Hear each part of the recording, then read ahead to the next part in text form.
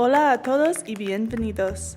You're listening to the Voices of Hope podcast. Each episode, we have a special guest who has been part of our journey and the fundamental success of our school.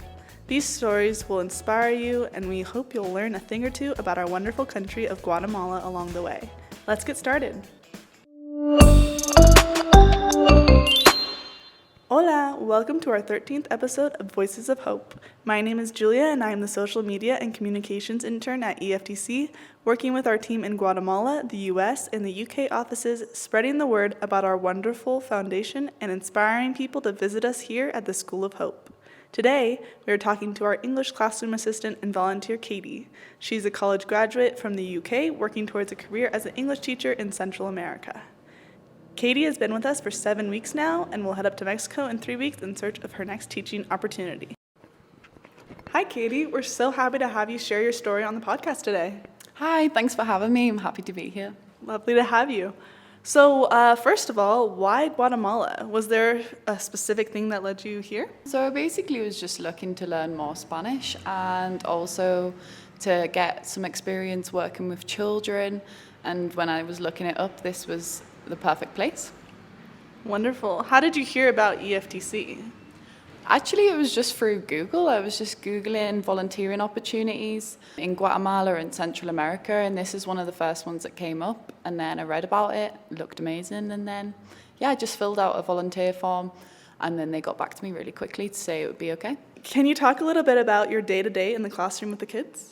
Yeah, so when we first get in there, the English teacher, he writes the information on the board, explaining what we're going to do. I usually help him think of some of the questions in English, and then together we help translate them into Spanish. And then afterwards, the kids start to get on with the work, and we go around making sure they know what they're doing, and I'll explain it a little bit more to them if any concepts are a little bit confusing.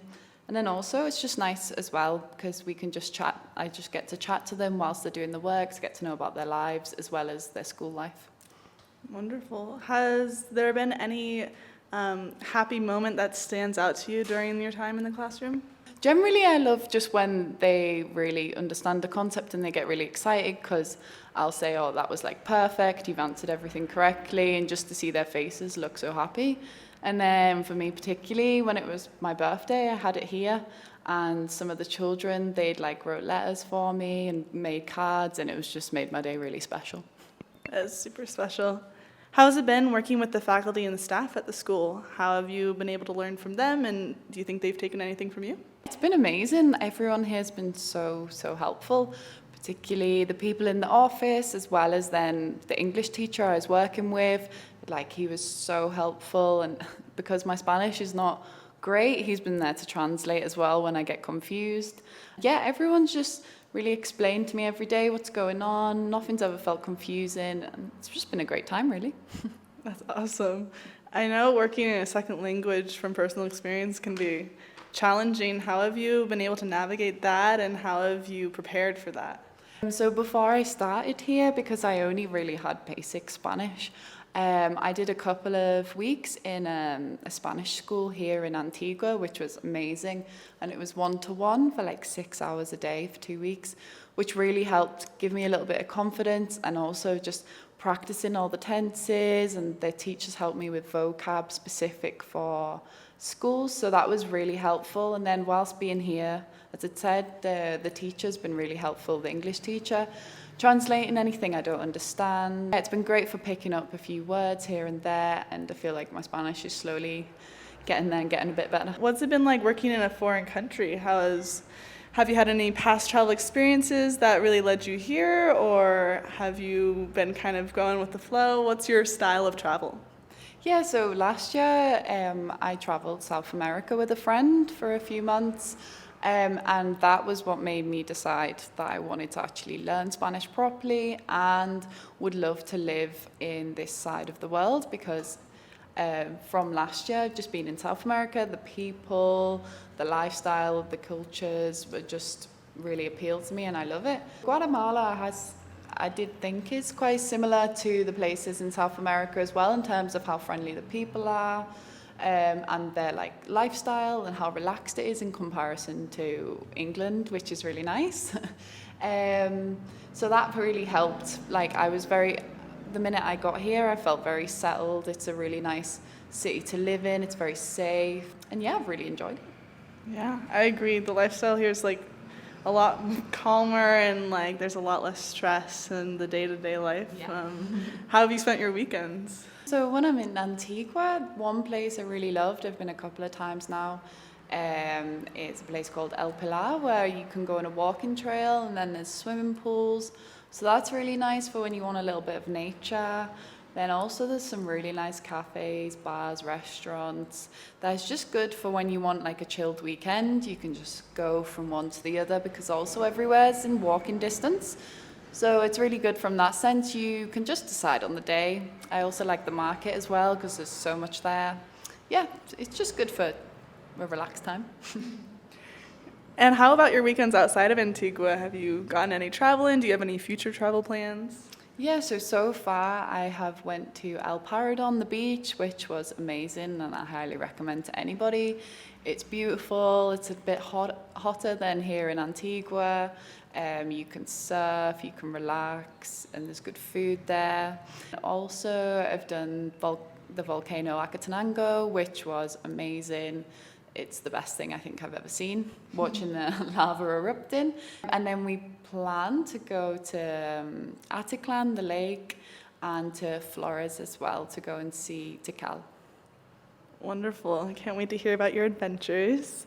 And what's next for you? How do you plan to go from here? So after here, I'm going to go up to Mexico to see if I like it there. This job has definitely confirmed to me that I still want to work with children and continue to learn more Spanish. So the plan next, I think, is to look for a teaching job, teaching English for now whilst I continue to improve my Spanish. And then hopefully I would love to, in the future, work somewhere like here again or work somewhere very similar once my Spanish is better because I just love the setup here. I love the way that it's a non-profit school where everything is done for the children, only the children. And yeah, I just love the way it is. So I'm going to continue working with children and improve my Spanish. Is there anything specific that you'll take from your time in the classrooms here? Anything that you learned from the teachers or from the staff? Or just from like being around the kids that you think you want to take into a classroom of your own someday? Yeah, I love the relationships here that the children have with the teachers. I think it's very special here in comparison to what I've seen, particularly in the schools I worked in England. I just think it's really nice. They've got a really good balance of like a teacher, student, whereas also I feel like you could always trust all the teachers with anything if you were a student. And it's just a really nice, friendly, positive environment, which is definitely it's the most I've seen in a school for myself.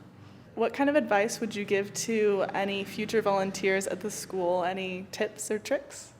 Yeah, I think if you're like me and you don't have much Spanish ability beforehand, I would definitely recommend doing some classes before. It just gives you a bit more confidence and gives you more of an ability to be able to speak with the children, speak with other staff, and just know what's going on a little bit more. But you'll always get support if you don't have any Spanish knowledge at all. Like, it's not to worry if not. But yeah, that's something I would suggest. I think it really helped. And then, yeah, I just think do it. If you were questioning whether to volunteer here, definitely do. It's been amazing. I honestly couldn't think of a way to fault it.